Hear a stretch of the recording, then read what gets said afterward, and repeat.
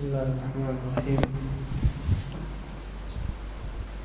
الحمد لله رب العالمين، ثم الصلاة والسلام على رسول الله الكريم نبينا محمد صلى الله عليه وعلى آله وصحبه ومن سار على نهجه واستنى بسنته إلى يوم الدين. Amma baad, ndugu zangu katika imani, baada ya kumshukuru Allah subhanahu wa ta'ala, kadhalika na kumtakia sala na salam Mtume Muhammad sallallahu alayhi wa alihi wasallam, tukiwa tupo katika nyumba miongoni mwa nyumba ya Allah subhanahu wa ta'ala, ndani ya wakati huu baada salati al-fajr, tukiwa tumo ndani ya mwezi wa Ramadhani, tunachukua fursa hii kukumbushana masaili mbalimbali ambayo yanafungamana na dini yetu, hususan kukumbushana kuhusiana na haya masiku ambayo sisi tunayaishi ndani yake, masiku ambayo Allah subhanahu wa ta'ala ameelezea katika Qur'an kusema ayyaman ma'dudat, ni masiku yenye kumaliza haraka sana, masiku yenyewe ni machache mno. Muislamu anatakiwa katika masiku haya ayaimarishe kwa taati nyingi sana, na ili ahamasike na kufanya taa, na nafsi wakati wote ukumbuke au ikumbuke kama imo ndani ya kipindi bora na masiku muhimu katika maisha ya Muislamu. Lazima kupatikana tadhkiri, kukumbushana na kuelekezana na kuambiana, ili hizi nafsi zisijisahau, zifahamu na zikumbuke na zielekee katika taa kama ambavyo zinatakikana ndani ya kipindi hichi. Ndugu zangu katika imani, katika jilsa ya jana tulianza kutaja sababu katika miongoni mwa sababu zinazompelekea au zitakazompelekea Muislamu kupata msamaha wa Allah katika ndani ya mwezi huu wa Ramadhani, na tuliashiria kwamba ndiyo lengo al-maghfira, ndiyo lengo kuu ambalo Muislamu anatakiwa alifukuzie na alipate katika masiku haya ya Ramadhani. Wataja sababu ya kwanza ambayo ilikuwa kutoharisha moyo kutokana na madhambi. Maana yake ni kwamba kuingia ndani ya mwezi wa Ramadhani hali ya kuwa tumejisafisha na madhambi, tauba ya kweli. Na leo insha Allah tutaangalia sababu ya pili ambayo tampelekea Muislamu kupata msamaha wa Allah katika mwezi huu wa Ramadhani. Ulamauna wanasema jihadu siyami bin nahar, kuwa na jihad, kupambana na kufunga kwenye mchana wa mwezi huu wa Ramadhani. bi an yastawfiya almar'u fi hadha an-nahari siyamahu alladhi bihi tatahaqqaqu al-maghfirah. Nayo hiyo jihadi siyam bin nahar ni mtu kukamilisha kwenye mchana wa masiku haya funga yake, ambayo kwa funga hiyo ndiyo atapata yeye msamaha. Wal'itqu minan niran, na kwa sababu ya funga hiyo ndiyo ataachwa huru yeye na moto. Maana yake ni kwamba sio kila anayekaa na njaa na kiu katika mchana wa masiku haya anapata msamaha, kwamba kuna funga maalum ndiyo inayompelekea muumini kwa funga hiyo akapata msamaha. Nayo ni funga gani?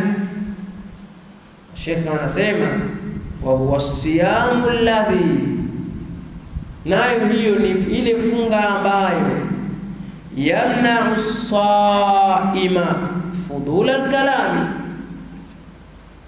ni ile funga ambayo inamzuia aliyefunga na maneno machafu.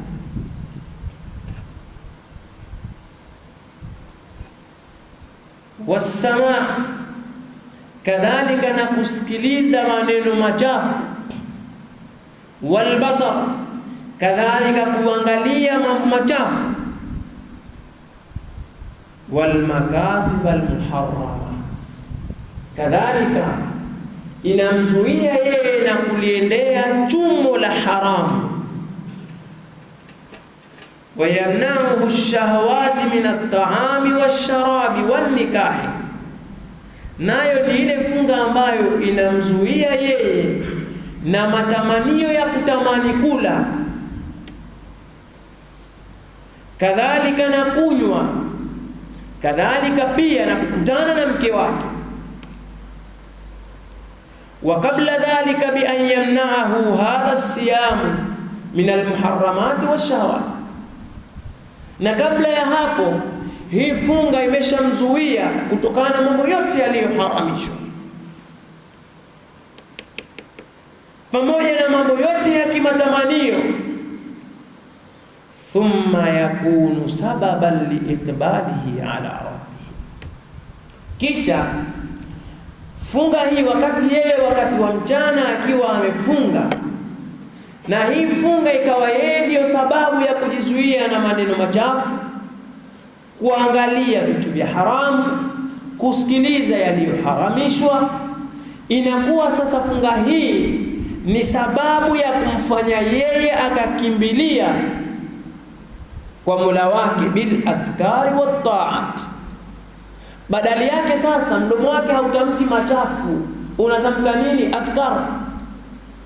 Tiwala nahar, mchana mzima yeye akiwa amefunga, mdomo wake unazungumza maneno mazuri. Akikosa la kuzungumza zuri, basi haukai kimya, anamtaja Mola wake bil adhkar. Kadhalika wat ta'at, na akishafunga hii kisha mzuia yeye na kufanya machafu, inamfanya sasa ifunga kumsukuma yeye kufanya taa nyingi. Asubuhi jua tulikichomoza, anaswali ishraq, kabla zawal anaswali salat ad-duha, kabla salati adh-dhuhr anaswali kablia, na anadiriki salatu dhuhuri kwa jamaa. Baada ya salatu adh-dhuhr anaswali yeye baadia. Hakadha, yani hivyo ndio maisha yake yeye, masaa yote anayaimarisha kwa taat. Akipata uchovu kidogo kwenye kusoma Qur'ani kwa sababu ya kusoma sana na kukaa sana, anaelekea kwenye ibada nyingine ya adhkar. Akiwa yupo kazini kwake, yeye anafanya kazi za mkono, ulimi wake huu unamtaja Allah kwa wingi. Yani ile funga yenyewe, ile funga inamsukuma yeye katika taat. Funga hii ndiyo inayopelekea mja akapata msamaha wa Allah, kama alivyosema Mtume sallallahu alaihi wasallam, man sama ramadhana imanan wa ihtisaba ghufira lahu ma taqaddama min dhanbi. Funga gani? Ni ile funga ambayo inamsukuma mja kwenye taat.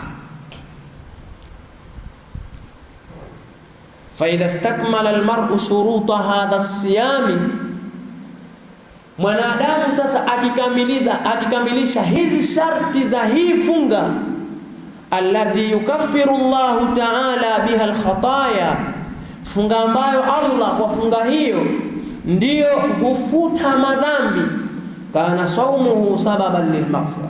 Sasa hapo funga yake ndio inakuwa sababu ya yeye kupata msamaha. Wakadhalika sababan lishafaatihi, pia ndiyo sababu ya yeye kwenda kuombewa, kwa sababu funga siku ya kiyama itakwenda kuwa ni shafi'an li sahibihi. Muombezi itakwenda kumuombea siku ya kiyama, kama ilivyokuja katika hadithi sahihi. Itakuja funga, itakuja Qur'an kumuombea yule aliyefunga. Lakini je, ni funga gani? Kila aliyekaa na njaa katika mchana wa Ramadhani kupata shafaa ya saum. Kila aliyekaa na kiu katika mchana wa Ramadhani ndio upata shafaa ya saumu. La, bal labud, lazima saum ikamilike. Kukamilika kwa saum ni kufunga kiwiliwili, kula na kunywa, kadhalika pia kufunga ulimi kutokuzungumza machafu, kufunga masikio kutokusikiliza ya haramu, kufunga macho kutokuangalia ya haramu, kadhalika kufunga mkono kutokushika ya haramu, kadhalika kufunga na mguu kutokwenda katika sehemu za haramu. Hadha huwa as-sawm alladhi yakunu sababan lilmaghfira. Hii ndiyo funga ambayo itampelekea mtu kupata ule msamaha uliotaja. Sawm aljawarih wa sawm aljasad kull au kulli, kufunga viwiliwili, kiwiliwili chote kinajizuia kula na kunywa na yaliyoharamishwa na Allah subhanahu wa ta'ala. Wadhālika lianna mithla hadha as-sawm yakunu sababan liiqbali al-mar'i ala rabbih, na hilo mfano wa funga hii ndio inakuwa sababu ya mja kumwelekea Mola wake, wastiqamatihi ala amri, na kuwa na msimamo wa jambo lake, wa tarqihi ila Allah ta'ala, na kupanda yeye kwa Allah jalla jalaluhu, wa sababan li khulusi qalbihi wa naqa'i nafsihi, na ndiyo sababu funga hii ndiyo sababu ya kusafisha na kutakasa moyo na nafsi, wal khuruj min Ramadan bi hadhihi al-maghfira war rahma. Na ndio sasa kwa funga hii mwezi wa Ramadhani unatoka mtu amepata hii msamaha na rehema ya Allah, wal itq min an-niran, unatoka mwezi wa Ramadhani yeye ameachwa huru na moto.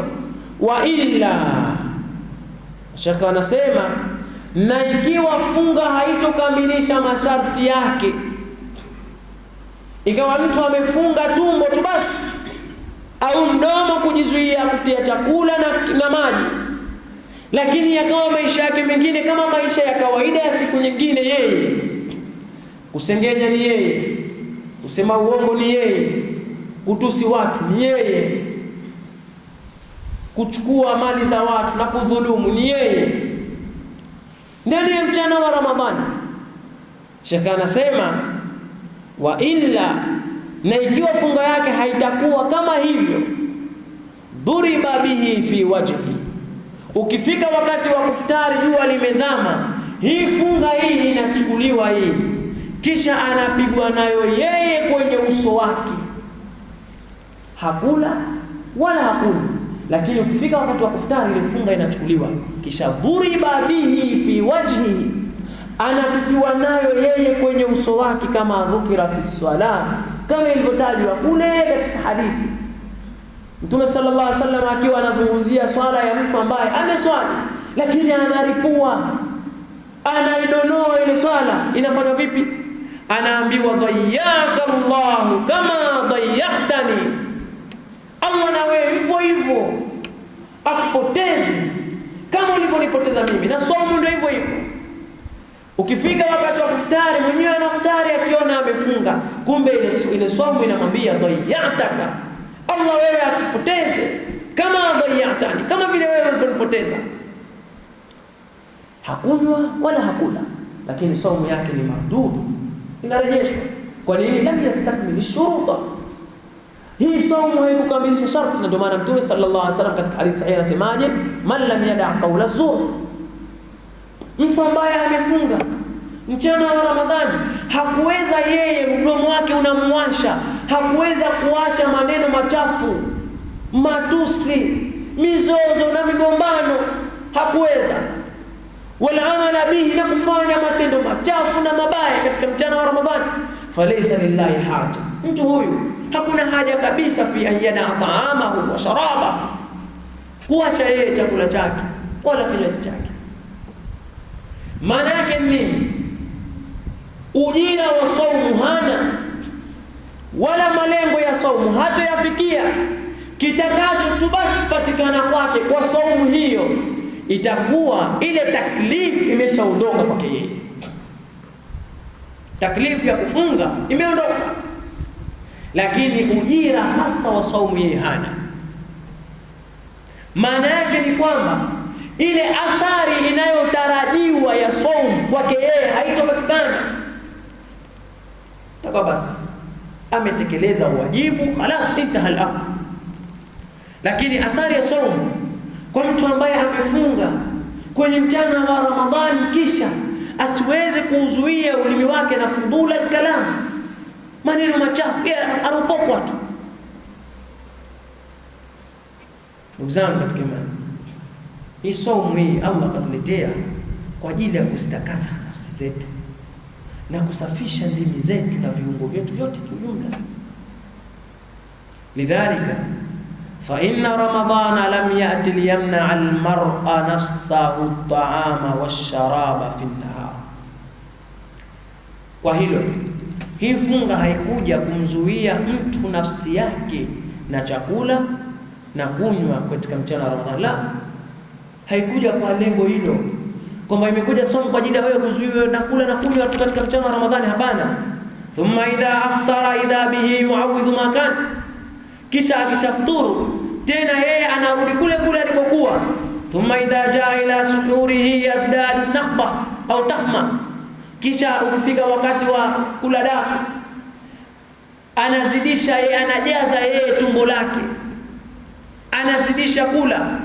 Wa yusbihu mumtali'an ka'annahu fi yawmi fitri, kisha akawa yeye tumbo limejaa kama vile siku ya kula mchana.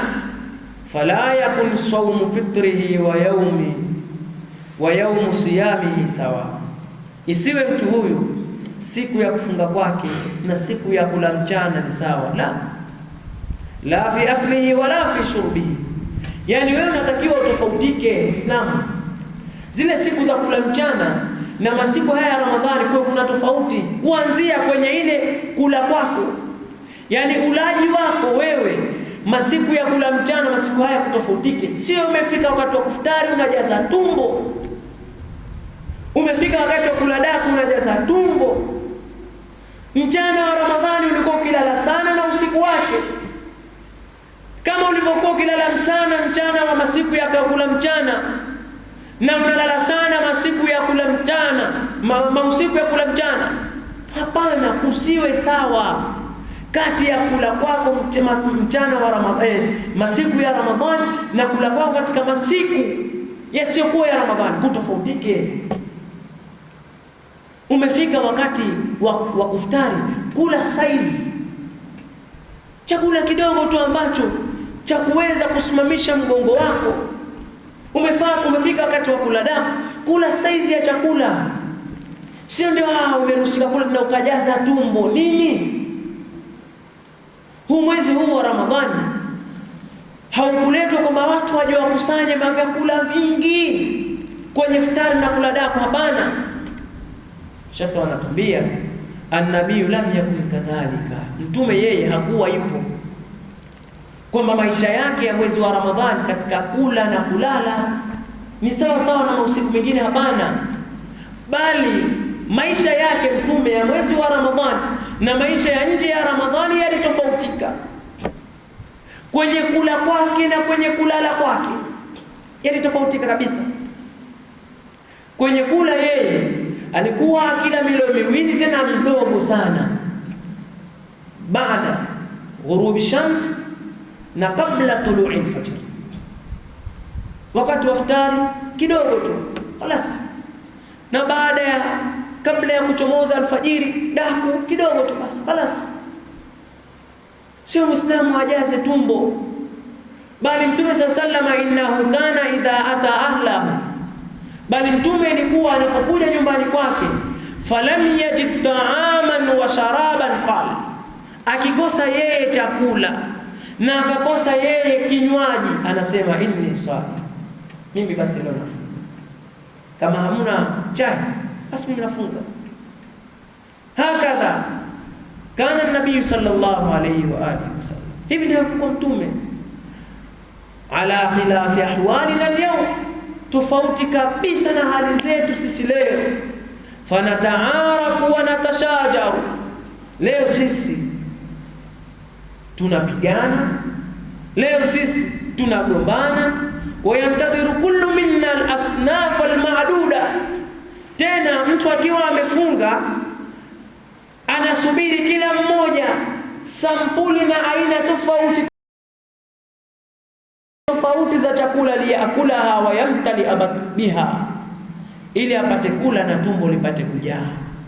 Yani ikaribia wakati wa iftari anakumbuka leo vile vyakula ambavyo vimepikwa, bali inafika wakati mpaka tunatoka kwenye malengo. Baada ya kuwa ule wakati wa kuzama jua, watu wakimbilie sana kwenye kuomba, kwa sababu lisaimi da'watun la turaddu. Mtu aliyefunga ana wakati yeye akiomba dua, wakati huo dua yake hairudi. Ulama wakaashiria ni baina al-iftar, wakati ule wa iftari ule wa kile chakula cha mwanzo unachokitia katika kinywa chako, wakati wa adhana ule. Na hadithi imekuja kwamba baina al-adhan wal iqama ad-du'a la turad au la yurad.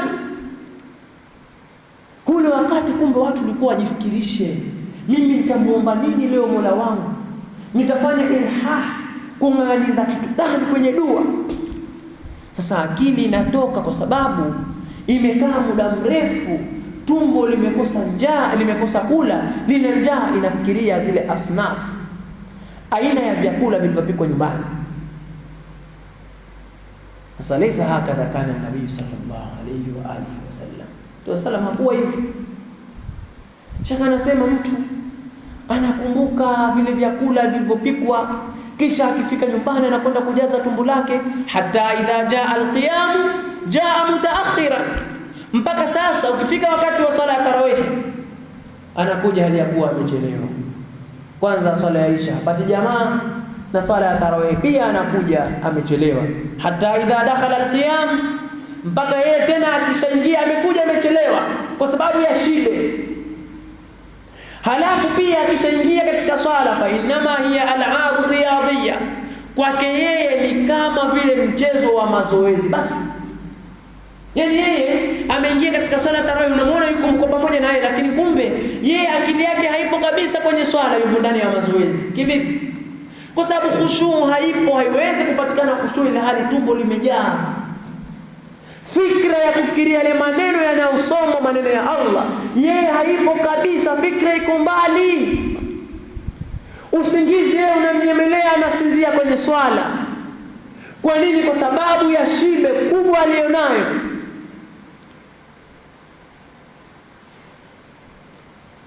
Wa inma kana ala aksi dhalika kulli, Mtume sallallahu alikuwa iko kinyume na haya yote.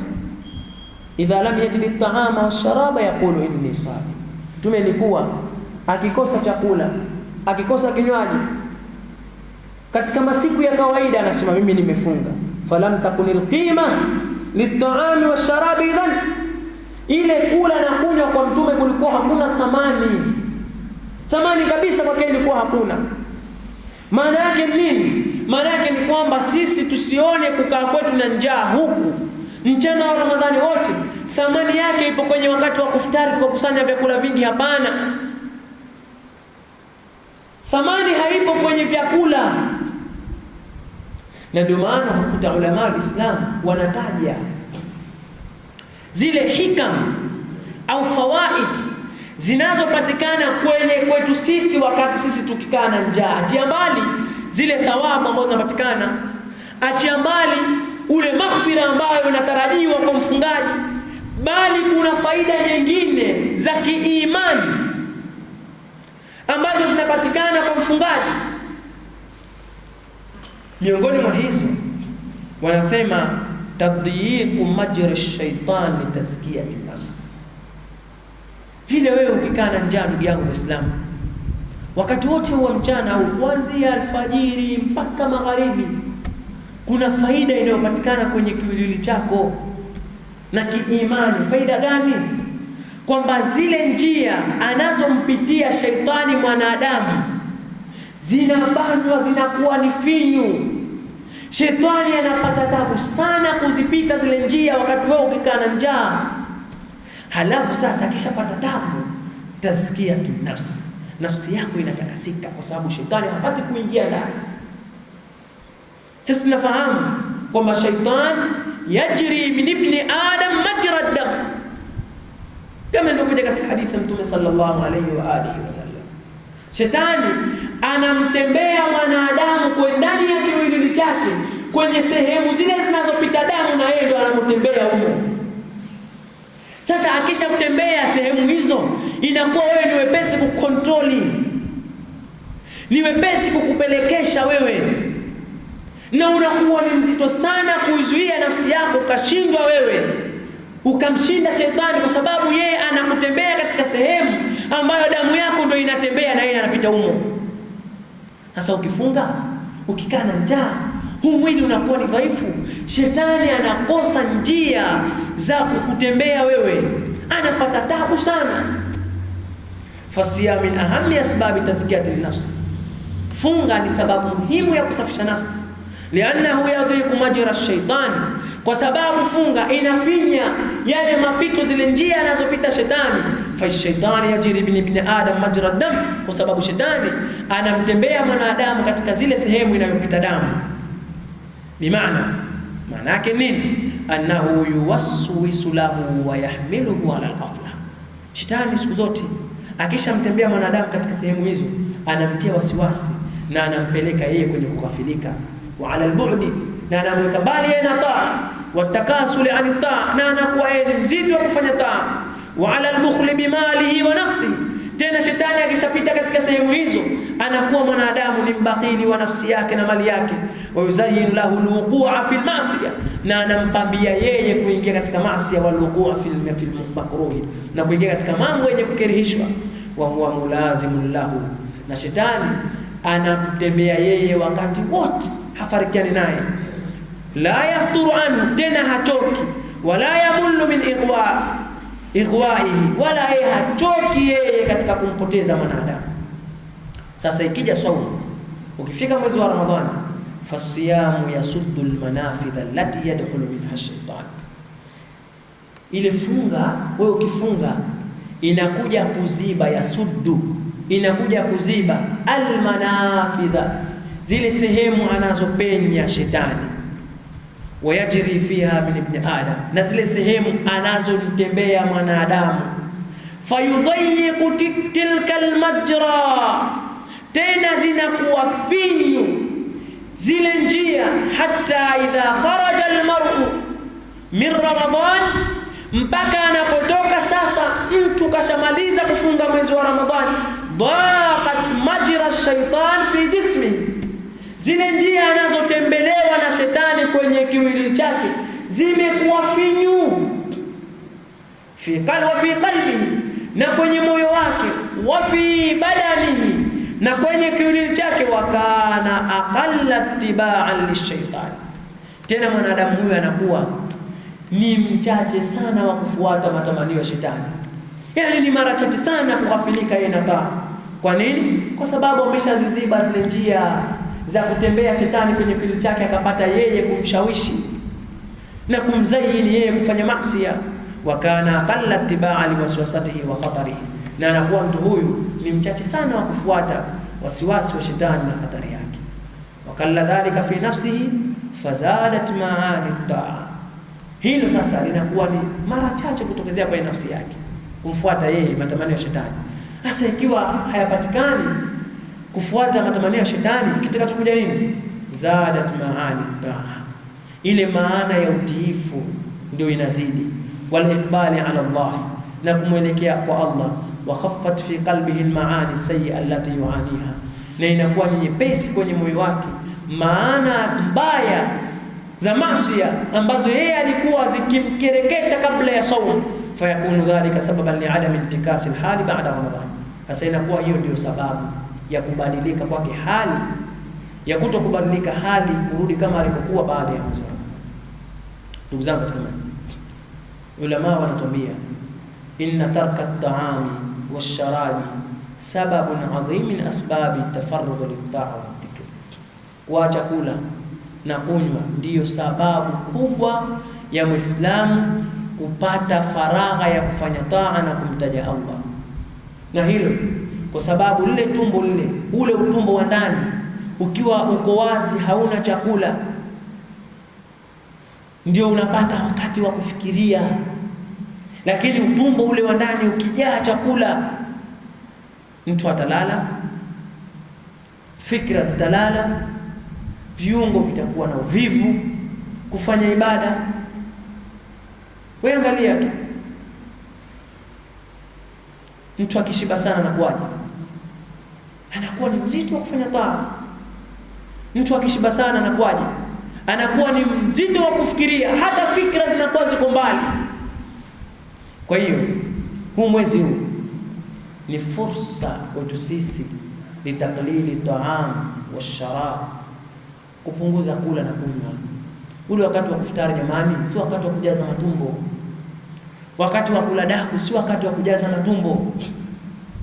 Sisi tumelitoa mwezi wa Ramadhani kwa ajili ya faida nyingi sana, ikiwemo kuziziba zile njia za shetani anazotembea mwanadamu kwenye kiwiliwili chake. Na njia hizi zinazibwa kwa kukaa na njaa wakati wa mchana na kula kidogo wakati wa iftari na kula kidogo wakati wa kula daku. Kwa nini? Kwa sababu kila sana zile njia ndio unakuja wewe kuzitanua. Inakuwa yaumu fitrika wa yaumu saumika sawa. Siku ya funga kwa wewe na siku za kula mchana kwa wewe inakuwa ni sawa. Kwa hiyo watu jitahidi sana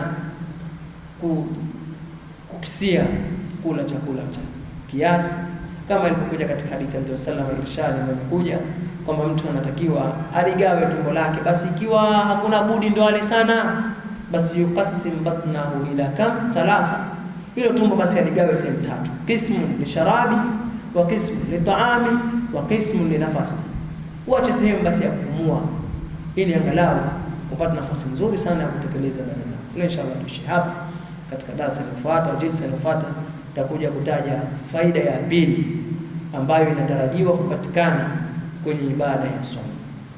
Inshallah ta'ala jazakumullahu khairan, barakallahu fikum, subhanallahi wa bihamdihi, ashhadu an la ilaha illa anta astaghfiruka wa atubu ilaik. Assalamu alaykum.